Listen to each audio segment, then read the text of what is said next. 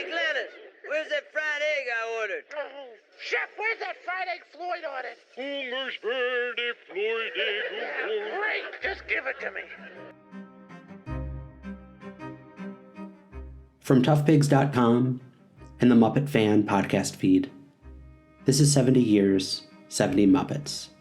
More Muppets, please. I'm this week's host, Cameron Garrity.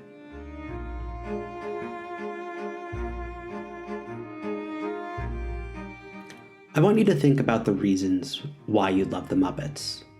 Their childlike innocence, timeless comedy, industry-defining creativity, fart shoes. We only see the results and not the grueling process of translating idea to screen. But should we come to the conclusion that the Henson Associates' motives were pure of heart when deciding to platform new characters on their 70s smash hit, The Muppet Show? That they had nothing to hide? So we've been told. Some choose to believe it.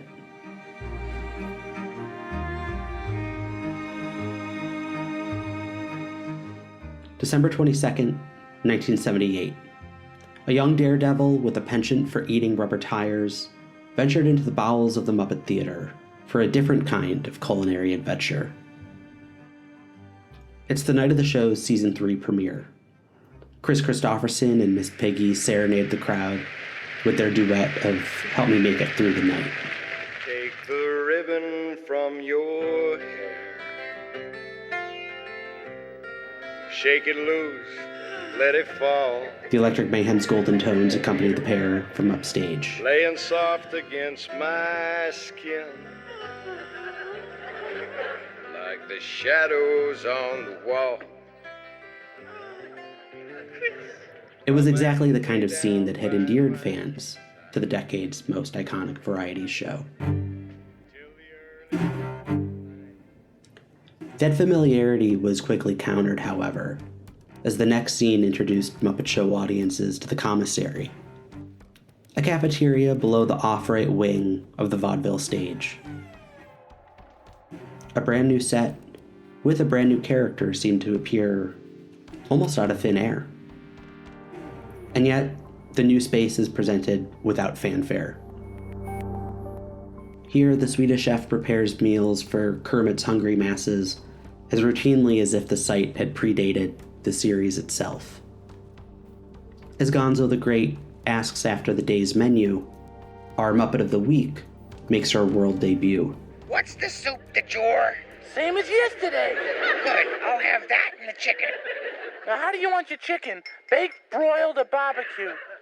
I want the chicken for company. I hate to eat alone. For a second there, I thought you was one of them weirdos. I still do.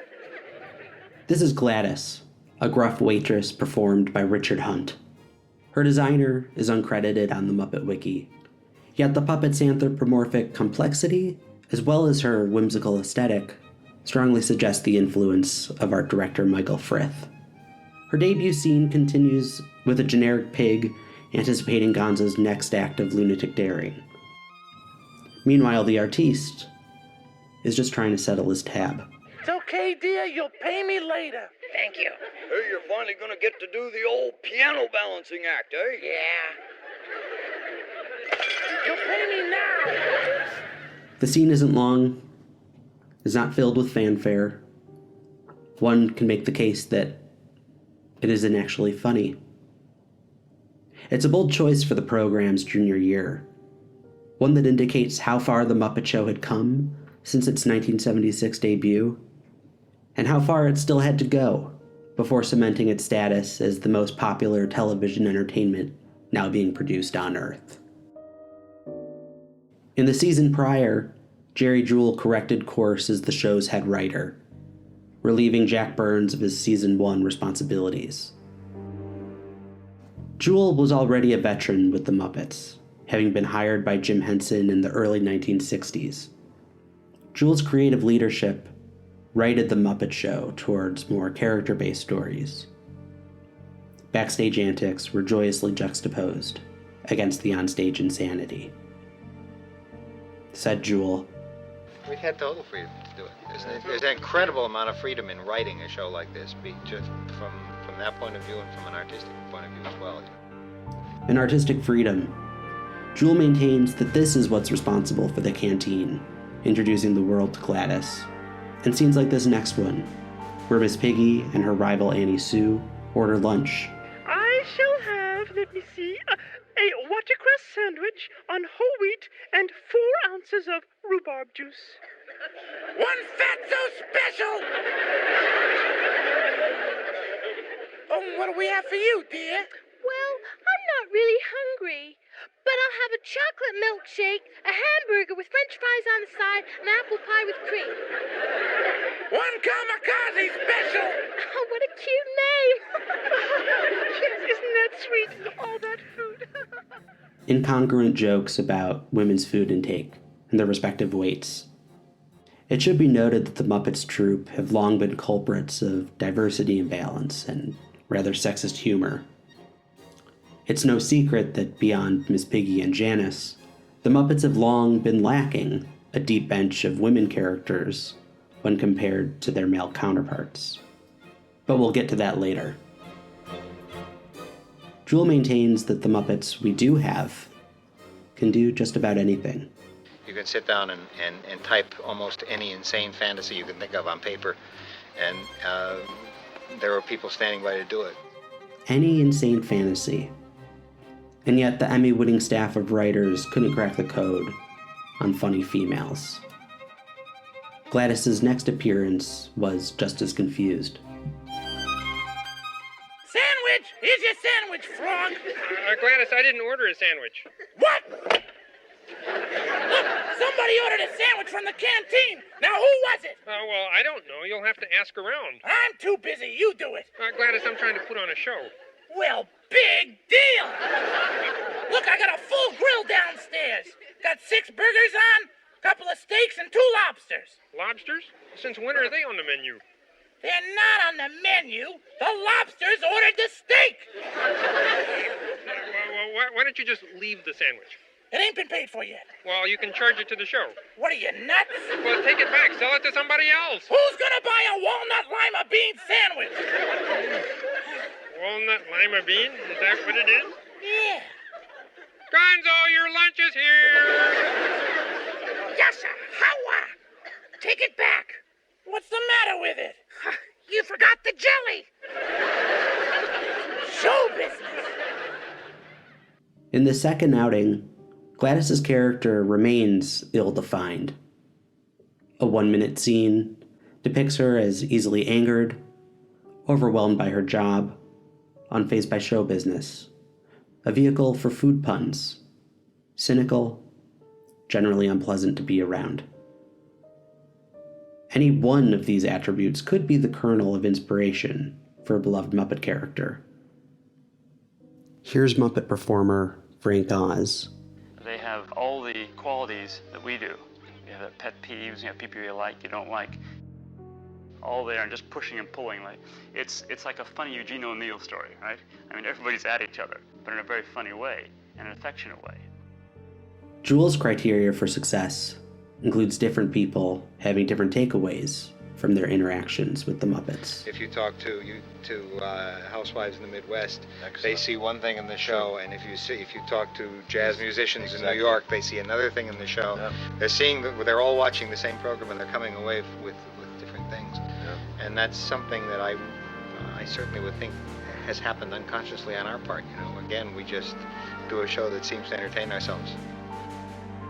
I couldn't imagine Gladys entertaining anybody, let alone a core team of cis men from the late 1900s in an industry wherein even the most well-intentioned individuals consistently found ways to implicitly undervalue women.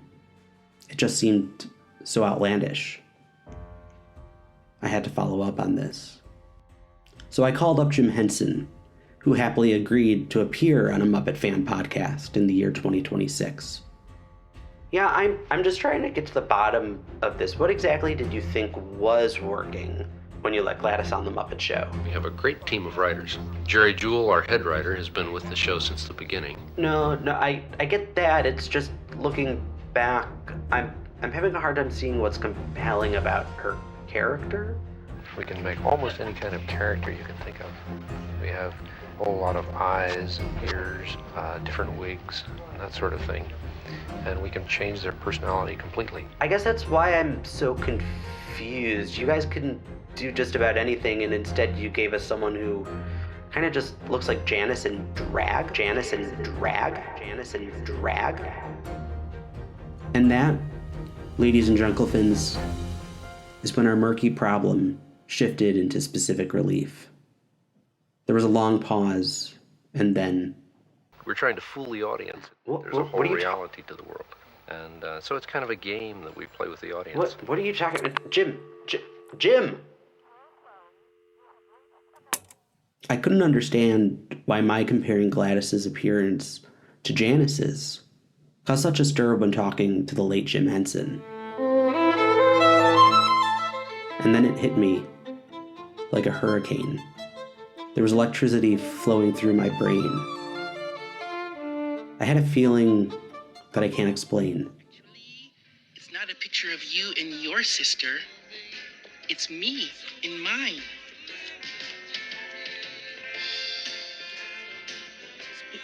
You have a twin? I do. Somewhere. If Gladys wasn't made to be funny, or entertaining, or even functional within the Muppet Show's ecosystem, was her presence on the program something much more sinister? Could Janice's long-lost twin sister, first revealed to the world in the 2023 series Muppets Mayhem, have actually been hiding in plain sight since 1978? Maybe there are other people out there who've known Gladys's true identity this whole time. Is she hiding from the law? Have the Henson associates been lying to us about the identities of other lesser-known or completely made-up Muppets? Can you picture that? For sure, really. And then, there's the David Laser recordings. Our initial contact is a phone call, and that could be from me or Jim or Jerry Jewell. And we chat with them a little bit, and if I speak with a dancer, maybe they want to sing. And we're famous for that. We'll take them, and if they want to get outrageous, we'll go right along with it. But that's all until next time.